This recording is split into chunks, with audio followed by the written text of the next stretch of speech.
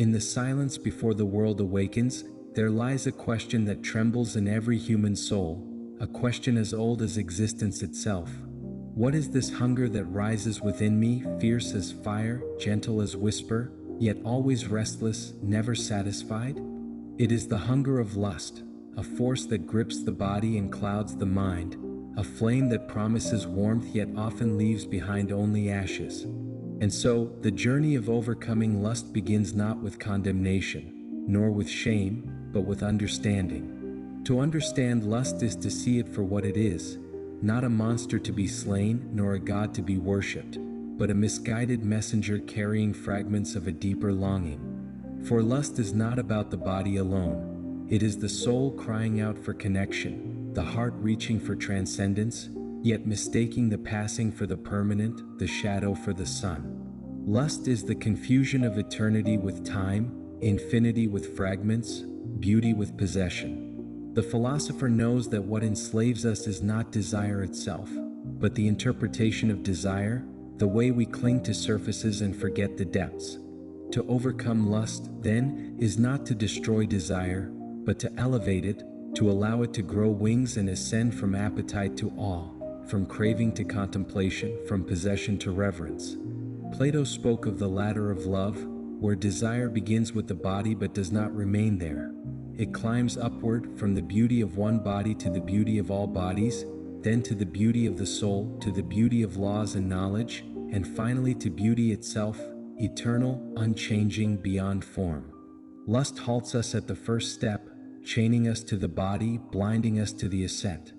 But to overcome lust is to climb, to rise, to transform the fire of passion into the light of wisdom. This is no denial of beauty, it is its deepest affirmation. When you see another not merely as flesh but as a universe, a consciousness, a spark of the infinite, lust dissolves because the eye of the soul has opened. You no longer see a fragment to consume, but a mystery to behold. And in that beholding, desire is purified into reverence. Lust, unchecked, is always restless. It promises fulfillment but leaves emptiness. It promises freedom but brings chains. It promises connection but deepens loneliness. Each indulgence strengthens its grip, and yet, in truth, lust is powerless against awareness. Awareness is the dawn in which the shadows of lust vanish. To cultivate this awareness is the philosopher's task. The Stoics taught us that freedom does not lie in obeying every impulse, but in mastering them. True freedom is not the right to follow desire wherever it leads, but the strength to guide desire toward what is worthy. When the soul governs the body, there is harmony. When the body governs the soul, there is chaos. Lust is chaos. Love is harmony. Lust consumes. Love creates. Lust objectifies. Love sanctifies. And so, to overcome lust, we must remember our true identity, that we are not mere bodies of flesh, but beings of spirit, reflections of eternity. Lust is amnesia of the soul, a forgetting of who we are. To awaken from lust is to remember. Think of fire. Untamed, it destroys. Tamed, it warms, it illuminates, it forges. Lust is such a fire. The goal is not to extinguish it but to govern it, to raise it from a destructive blaze to a radiant light. And this begins with vision, training the eye of the soul to see rightly. For lust reduces while love expands. Lust narrows the other to an objective appetite. Love expands the other into a mystery, infinite, inexhaustible. To overcome lust is to shift from reduction to expansion, from consumption to contemplation. The philosopher does not turn away from beauty. He sees beauty more deeply.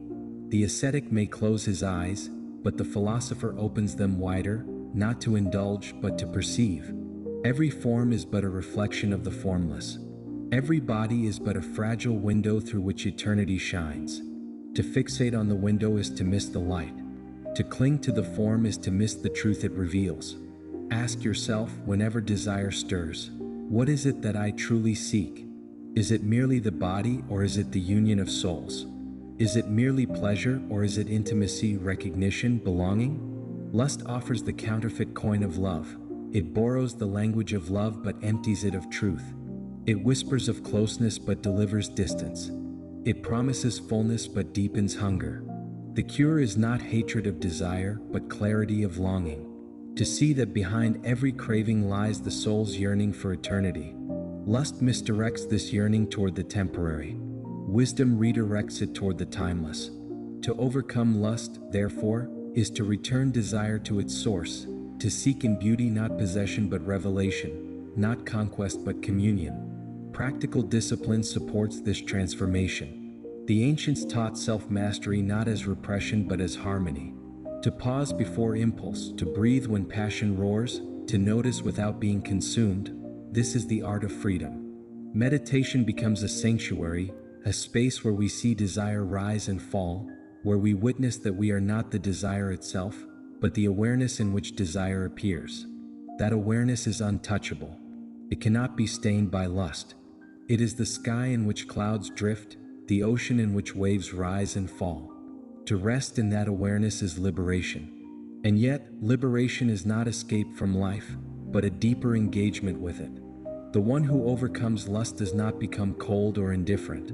On the contrary, they become more alive, more open, more capable of real love.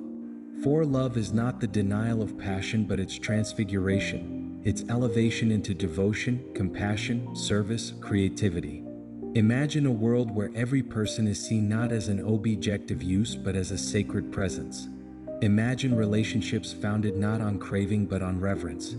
Imagine beauty inspiring not lust but gratitude, not possession but awe. This is not fantasy, it is the natural fruit of overcoming lust. For when lust loses its grip, love takes its rightful place. And love, unlike lust, never ends. Lust fades with time, with age, with novelty lost. But love deepens, ripens, grows. Love beholds the eternal in the other and is therefore eternal itself. Thus, the journey of overcoming lust is the journey of becoming fully human, fully awake, fully free. It is the ascent from shadow to light, from appetite to awe, from fragments to wholeness. Every temptation becomes an opportunity, not a threat but a teacher, reminding us of our higher calling. When desire arises, see it as a messenger. Ask it what it points to. Listen, and you will hear beneath its clamor the whisper of the soul. I seek not the body, but the eternal. I seek not consumption, but communion. To heed that whisper is to be transformed. And so, in the quiet moments of your life, when lust stirs and clouds the heart, pause and remember, you are not a slave to appetite. You are the master of your soul. You are not dust alone. You are also breath of eternity. The body is a temple, not a tyrant. Desire is a flame, not a master. Beauty is a doorway, not a prison. Walk through that doorway and you will find not lust but love, not emptiness but fulfillment, not slavery but freedom. Overcoming lust is not an act of repression but an act of liberation. It is the remembering of who you are, the reclaiming of your dignity, the rising of the soul toward the eternal. And in that rising, you will discover that what you sought in lust was never the body at all, but the infinite reflected within it. And when you see that the hunger is stilled, the chains are broken, the fire becomes light. You become whole, and in that wholeness you find the freedom, the peace, and the love that lust could never give.